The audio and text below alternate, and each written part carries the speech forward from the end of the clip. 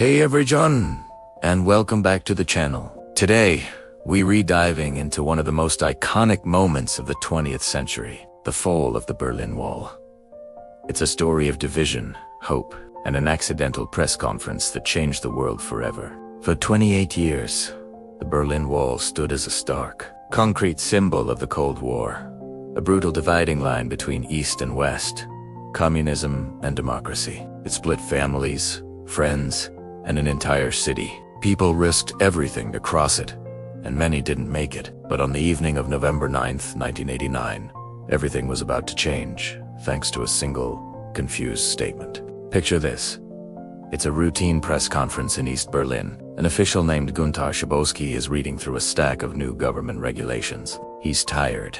He wasn't fully briefed. And he's asked a question by a journalist about when the new, more relaxed travel laws will take effect. He shuffles through his papers, looks up, and hesitantly announces, "As far as I know, it takes effect immediately, without delay." The room freezes. Journalists scramble. Immediately. The word echoed across television screens and radio waves throughout East Berlin. The problem was, Schabowski was wrong. The plan was for a gradual, controlled process starting the next day, requiring official applications. But the cat was out of the bag. Hearing the news, thousands of East Berliners couldn't believe their ears. Could it be true? Hope surged through the city. They began to gather, first in small groups, then in massive crowds, at the checkpoints along the wall. They converged on crossings like Bornholmer, their voices rising, demanding one thing: tore off. "Open the gate." The border guards were completely bewildered. They had no new orders.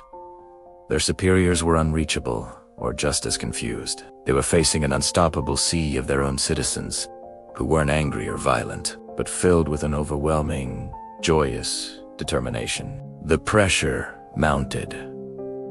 Do they follow old orders and use force, or do they give in to the will of the people? Finally, just before midnight, at Bornholmer, the commanding officer, Harold Jigger, made a historic decision.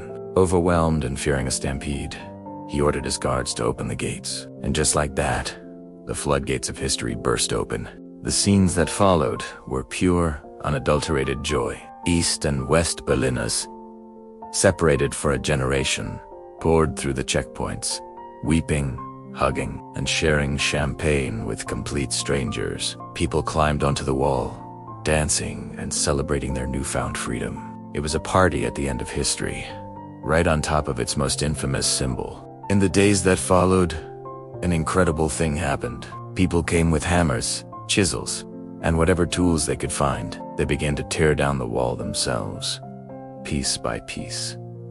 These wall woodpeckers, as they were called, chipped away at the concrete, taking home souvenirs of a tyranny that was literally crumbling before their eyes. The official demolition wouldn't even start for months. The people had already begun the job. The fall of the Berlin Wall wasn't just about a city. It was a domino that toppled an entire system. It signaled the end of the Cold War, paved the way for the reunification of Germany less than a year later, and accelerated the collapse of communist regimes across Eastern Europe. It's a powerful reminder that sometimes the biggest historical changes don't come from grand plans or military might, but from a simple mistake. The courage of ordinary people, and an unshakable desire for freedom. Thanks for joining me on this journey back in time.